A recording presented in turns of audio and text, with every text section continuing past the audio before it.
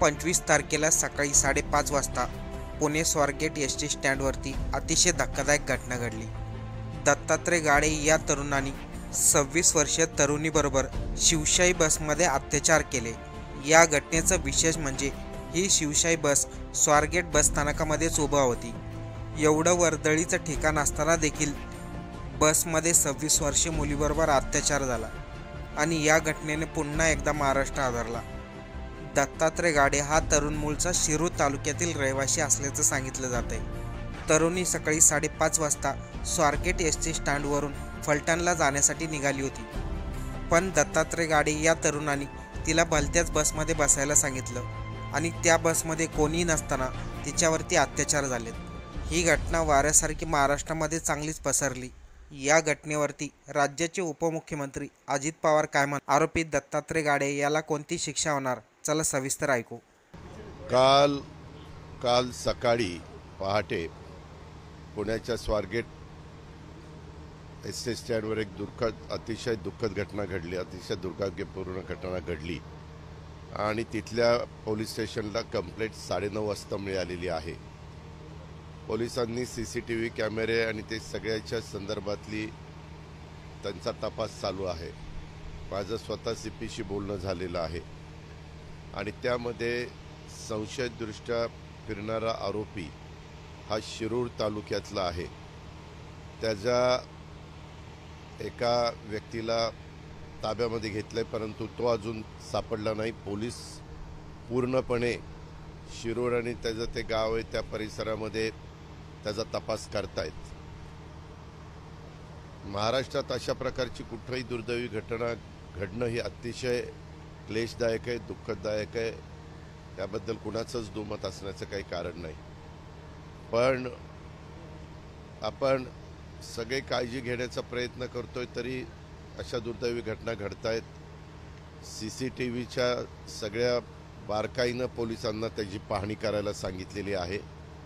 तिथं CCTVमध्ये प्रवासी पण दिसत आहेत, कारण तसं स्वारगेट तुम्हालाही सगळ्यांना माहिती आहे की स्वारगेट असेल किंवा शिवाजीनगर असेल, दोन्ही बसस्थानकं अशी वर्दळीची असतात. असे भरपूर मोठ्या प्रमाणावर तिथनं बसेस महाराष्ट्रातल्या वेगवेगळ्या भागामध्ये जात आहेत आणि त्यांना पूर्ण सूचना देण्यात आलेली की काही करून तो आरोपी सापडला पाहिजे, त्याला पार फाशीची शिक्षा त्या ठिकाणी झाली पाहिजे. आणि एकंदरीतच ज्या मुलीवर अशा प्रकारचा प्रसंग उद्भवलेला आहे त्या मुलीच्या बाबतीमध्ये देखील आपल्या राज्य सरकारने अशा घटना घडल्यानंतर जे काही गोष्टी करायच्या असतात त्या करण्याच्या पण सूचना दिलेल्या आहेत. मी देखील म्हणजे मला पण जिल्ह्याचा पालकमंत्री या नात्याने, उपमुख्यमंत्री या नात्याने त्या गोष्टीचा अतिशय मनस्ताप म्हणजे बघतोय.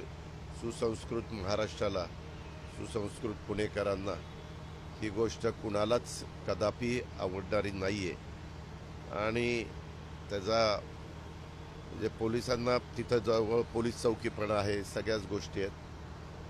तो मुलगा ताब्यात आल्यानंतर सगळ्या गोष्टी त्याच्या संदर्भामधल्या ताबडतोब त्याच्यावर कशी कारवाई करायची, काय करायची, कसं फास्ट ट्रॅक कोर्ट तिथं नेमायचं, तो लवकर कसा केस चालेल ह्याबद्दल सगळी काही खबरदारी मुख्यमंत्री स्वतः घेत आहेत. त्यांनी पण त्याच्यामध्ये लक्ष घातलेलं आहे. त्यांनी पण काय सूचना द्यायच्या त्या दिलेल्या आहेत आणि मुरली मोहोळ जे असतील किंवा बाकीचे सगळे सहकारी असतील, सगळ्यांनीच त्या संदर्भामध्ये फार गांभीर्याने, गंभीरतेने ही सगळी मॅटर घेतलेली आहे. आपण या संपूर्ण प्रकरणात 7 वाजेपर्यंत काही अहवाल मागवला आहे का? आणि नाही, ह्या संदर्भात काय झालं आहे, माझे 2दा-3दा CPशी बोलणं झालं आहे.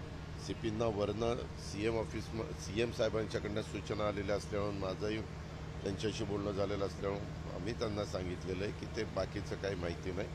कुठल्याही परिस्थितीमध्ये तो माणूस, ती व्यक्ती ज्यांनी कुणी, तो गुन्हेगार आहे, तो गुन्हेगार हा तातडीनं त्या ठिकाणी मिळाला पाहिजे. त्याबद्दलची सगळ्या तपास सगळ्या अँगलनी, सर्व अँगलनी पोलीस करतायत.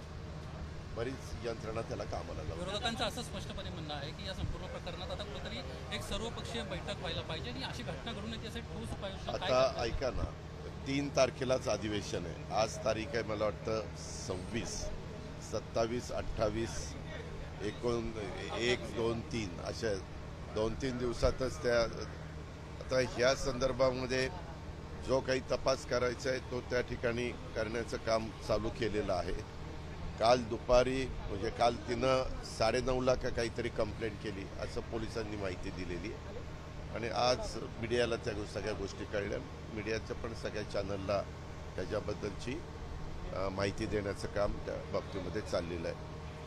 आता वेगवेगळे विरोधक पण तिथं पोचलेले आहेत, त्यांनी पण तिथं आंदोलन केलेलं आहे. ते पण त्यांच्या परीनं जे काही सांगायचं ते सांगतात. पण आरोपी ताब्यात आल्याशिवाय काय मिनिट टू मिनिट जे काही घडलेलं आहे त्याच्याबद्दलचा सगळा तपास पण अतिशय दुर्दैवी दुर्भाग्यपूर्ण अशा प्रकारची घटना आहे. याबद्दल दुमतच नाही. स्वारगेट स्थानकातली आणखीन एक बाब लक्षात अशी आली आहे की अनेकच्या बंद पडलेली एसटी हा ते पण दाखवलं. आता मी त्याच्या संदर्भात प्रताप सरनाईक साहेब यांनाही आता आपण मोठ्या प्रमाणावर नवीन बसेस घेतोय.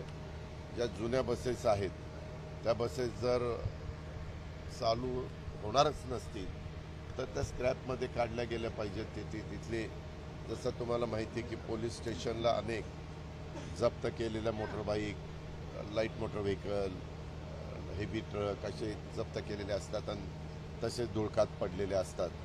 शेवटी त्या केसचा निकाल लागेपर्यंत त्याची विल्हेवाट लावता येत नाही. पण कोर्टाची संमती घेऊन कोर्टाच्या संमतीनं पुढच्या गोष्टी करता येतात. इथं काही तो प्रश्न नाही, इथं एस टी महामंडळाचा प्रश्न आहे.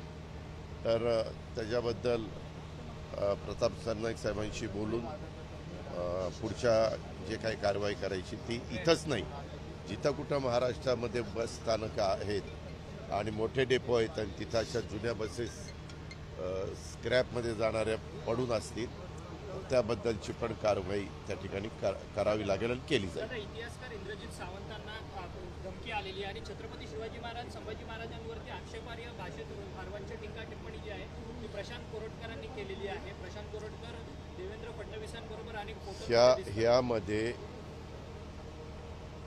सावंतांनी तक्रार केली ही गोष्ट खरी आहे. ज्यांच्याबद्दल तक्रार केली ती व्यक्ती सांगते की मी फोनच केलेला नाही आहे. त्याचा तपास केला पाहिजे. वास्तविक युगपुरुष छत्रपती शिवाजी महाराज, स्वराज्य रक्षक छत्रपती संभाजी महाराज आणि अनेक जण हे आपले सगळे महापुरुष आहेत. शिवाजी महाराज तर दैवत आहेत. त्याच्यामुळं त्यांच्याबद्दल कुणीही असल्या खालच्या पातळीची वक्तव्य केलेली महाराष्ट्र खपून घेणार नाही, महाराष्ट्रातली जनता खपून घेणार नाही, महाराष्ट्र सरकार खपून घेणार नाही. पण दोन्ही बाजूनी तक्रारी आल्यानंतर दोन्ही बाजूनी त्याच्याबद्दलची चौकशी त्या ठिकाणी करण्याच्या सूचना मुख्यमंत्र्यांनी दिलेल्या आहेत. आणि एकदा चौकशी झाल्यानंतर काय फॅक्ट आहे, जर त्यांनी केलंच असेल तर त्याला त्या ठिकाणी शासन होईल. करणाऱ्याला हे कधी पण कुणी पण महाराष्ट्रातली व्यक्ती खपून घेणार. अमोल मिटकरींनी गंभीर आरोप केला आहे. त्यांचं असं म्हणणं आहे की हे ओएसडी मोठ्या प्रमाणामध्ये मी अमोल मिटकरी भेटल्यानंतर मी त्यांना विचारणार आहे की बाबा मग आरोप करायचा होता तर त्याच वेळी सांगायला पाहिजे होतं. गेल्या टर्ममधल्या मंत्रिमंडळातल्या एका मंत्र्याच्या ओएसडीवर आरोप त्यांनी केलेला आहे. तर ते बाबा ह्याचा इतक्या उशिरा त्यांनी काय सांगितलं. ह्या गोष्टीला सहसा लोकप्रतिनिधींनी ह्या गोष्टी तातडीनं लक्षात आणून दिल्या तर आपल्याला कारवाई करणं सोपं जातं.